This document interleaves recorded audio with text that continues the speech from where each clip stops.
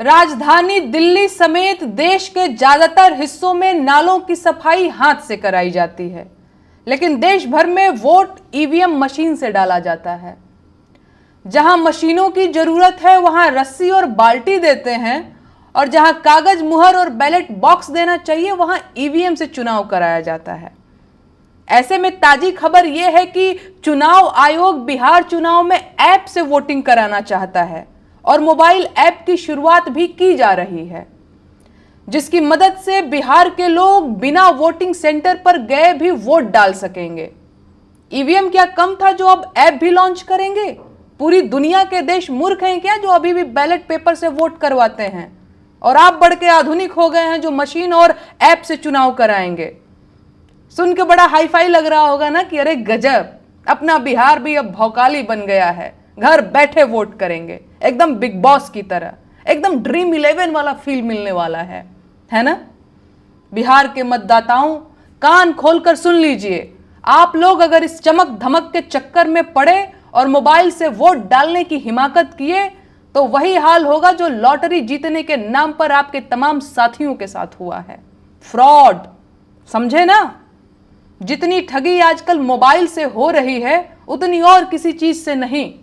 अब तक खाते से रुपया कटता रहा है, लेकिन अब वोट भी ठग लिया जाएगा।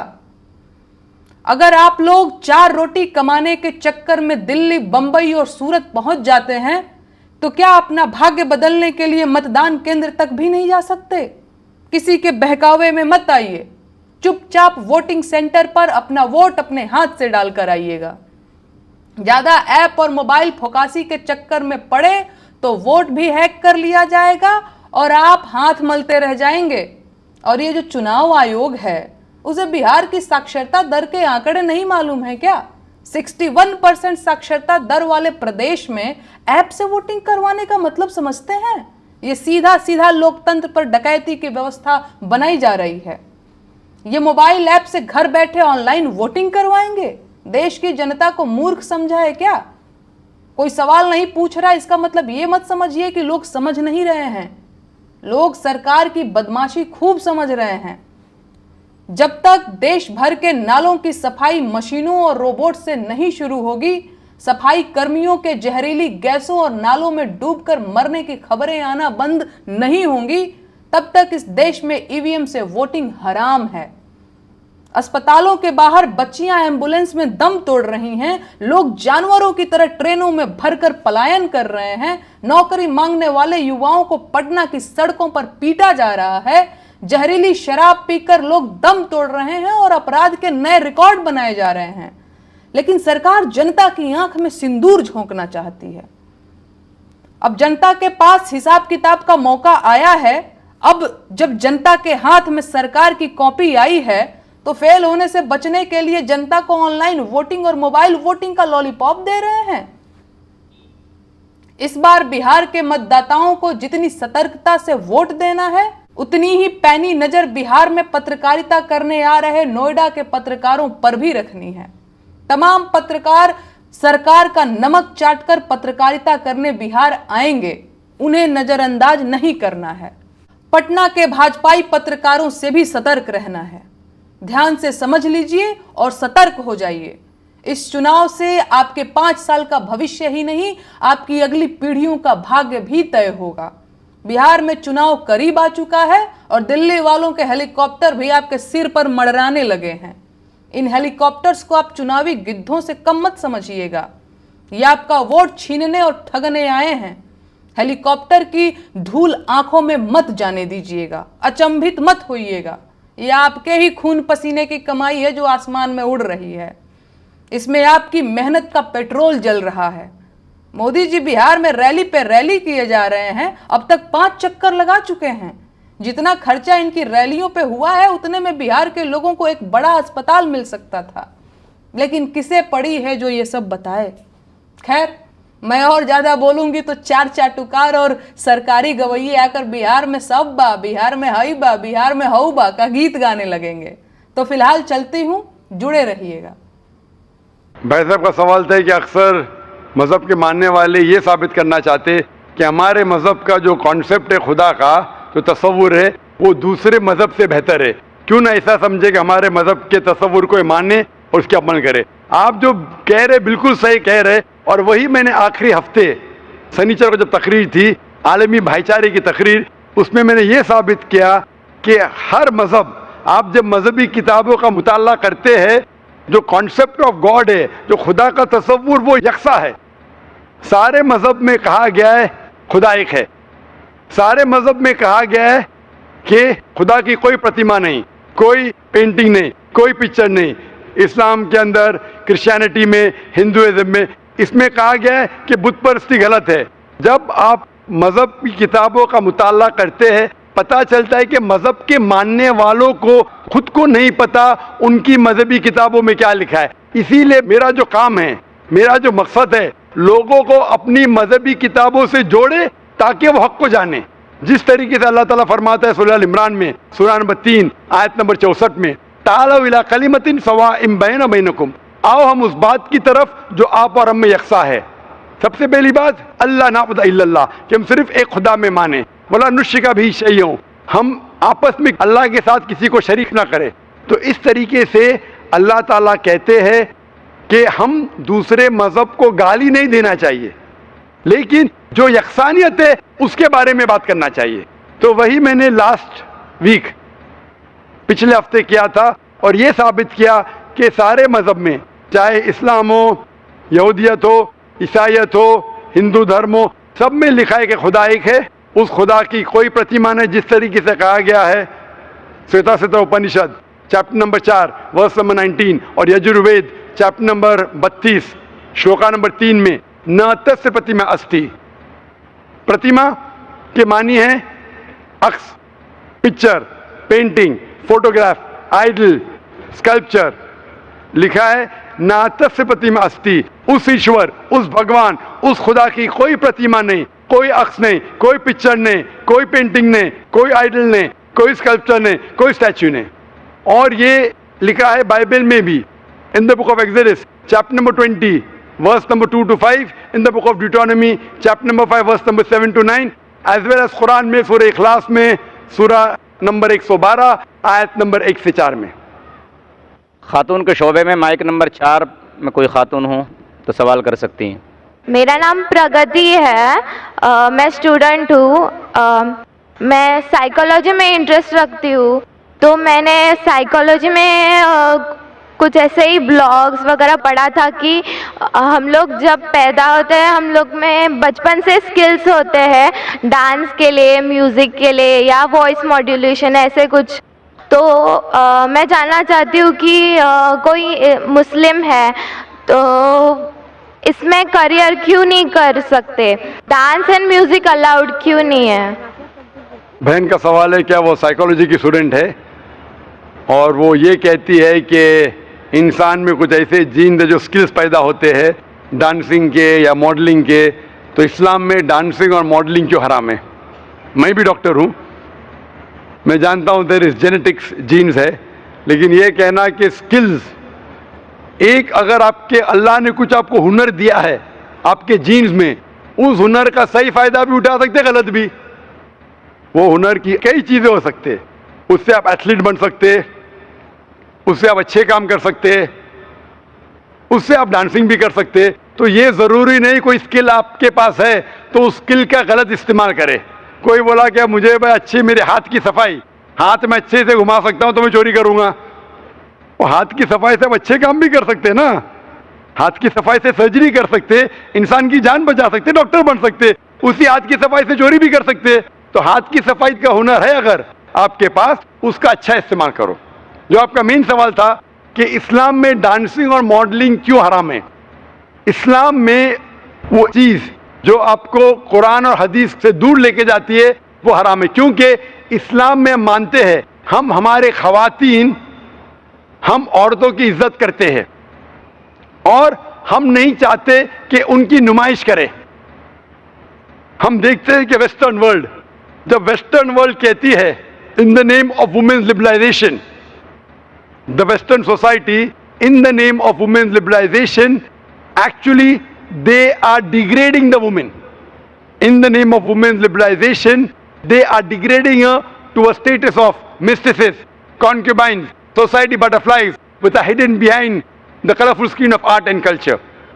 वेस्टर्न सोसाइटी कहती है कि हम खवातीन को बढ़ावा देते हैं, उनकी इज्जत करते हैं। वो उसूलन क्या कर रहे, मीडिया के जरिए इन the name of art and culture, art और कल्चर के नाम पे वो क्या कर रहे, वो खवातीन को जलील कर रहे। मैं आपको मिसाल देता हूं। आप जो कह रहे मॉडलिंग, मॉडलिंग क्यों करते ऐड के लिए? एक बहुत फेमस ऐड है, जो ऐड है BMW का। आपने सुना होगा BMW के बारे में, जो गाड़ी है, जो नौजवान उसे पसंद करते हैं, वो मर्सिडीज के लेवल की है। मर्सिडीज का स्टेटस है, BMW का भी इक्वल स्टेटस है, लेकिन नौजवानों के लिए वो फास्ट गाड़ी है, उसका पिकअप बहुत फास्ट है।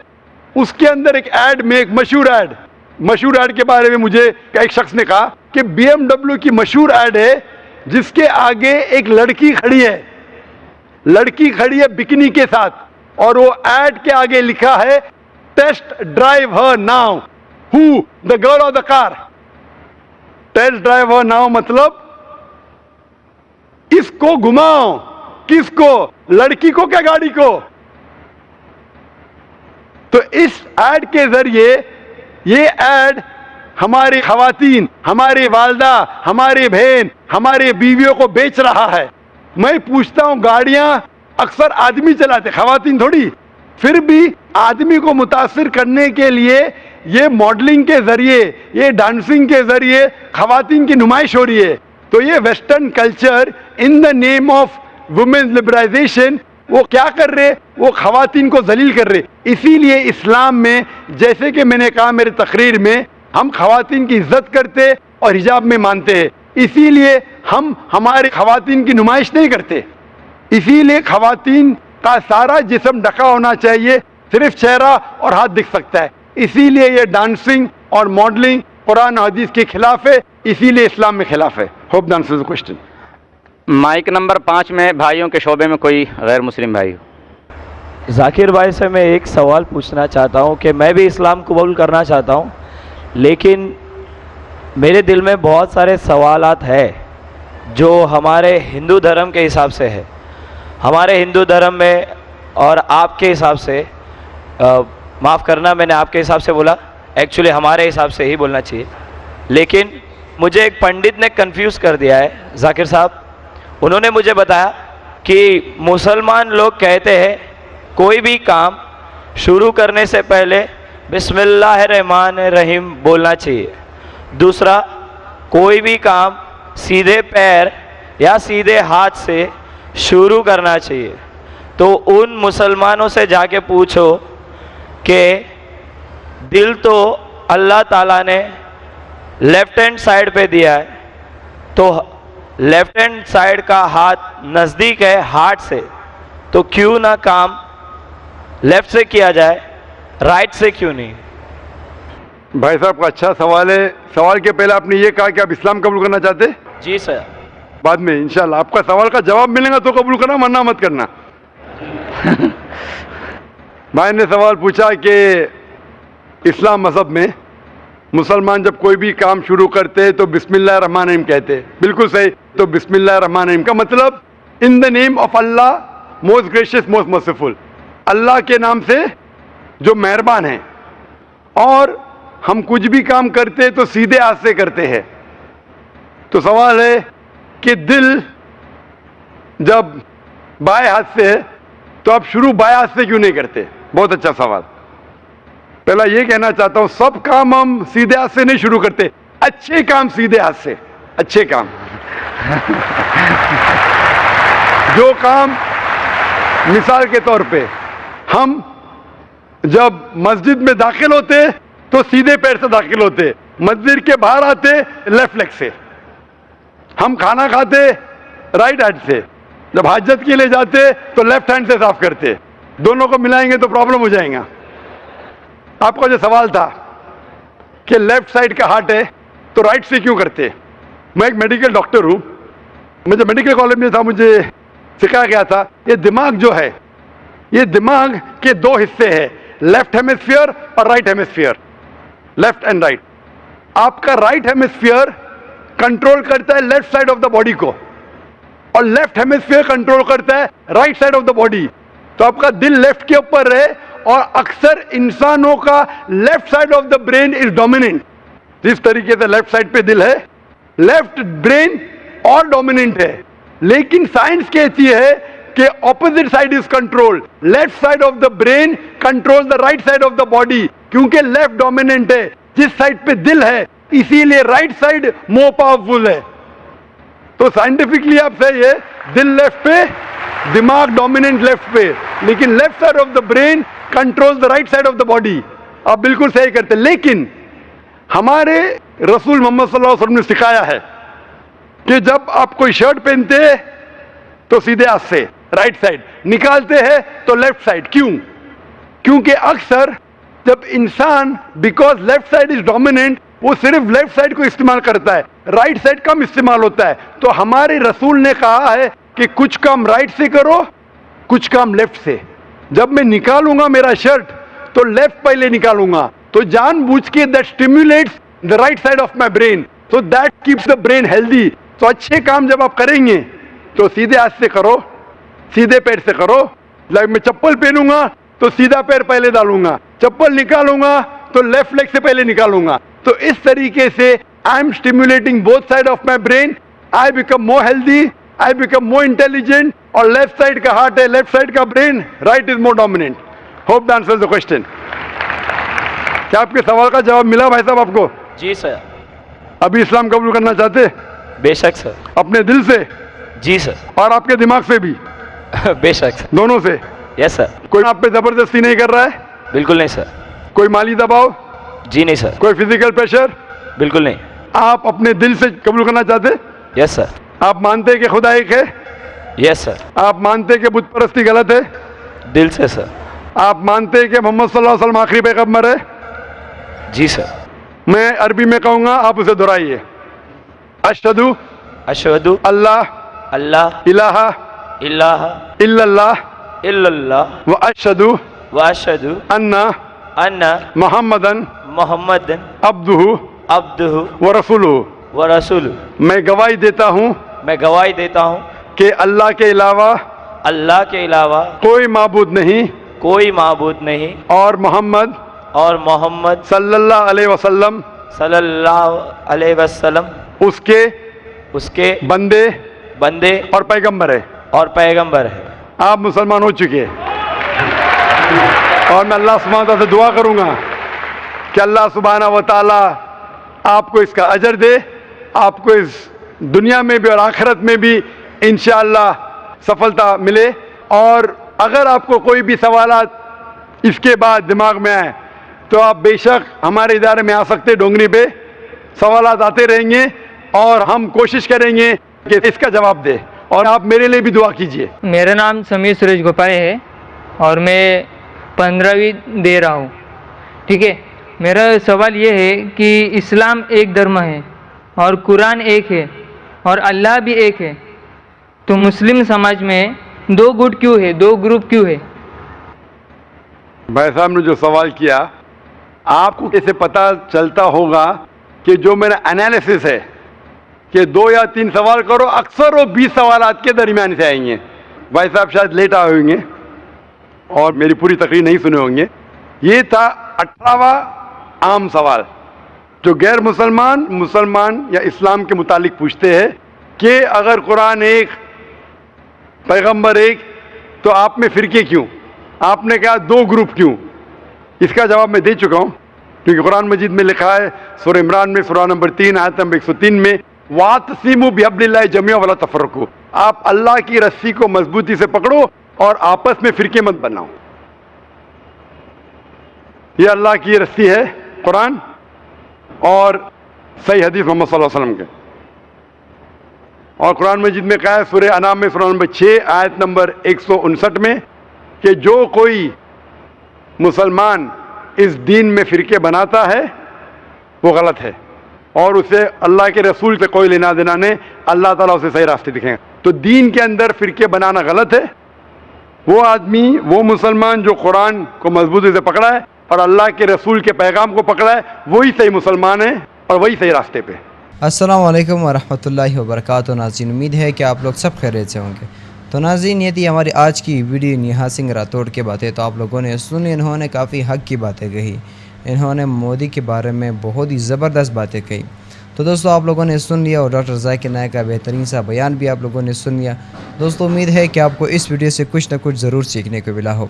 तो नाज़रीन, वीडियो कैसी लगी, वीडियो को लाइक और चैनल को सब्सक्राइब करना बिल्कुल ना भूलिए। और अगर आपके जहन में कोई सा भी सवाल है, आप कमेंट सेक्शन में पूछ सकते हैं। इंशाअल्लाह ताला आपको ज़रूर रिप्लाई मिलेगा। तो दोस्तों, वीडियो को लाइक, चैनल को सब्सक्राइब करना बिल्कुल ना भूलिए। मिलते हैं नेक्स्ट वीडियो में, तब तक के लिए अल्लाह हाफिज़।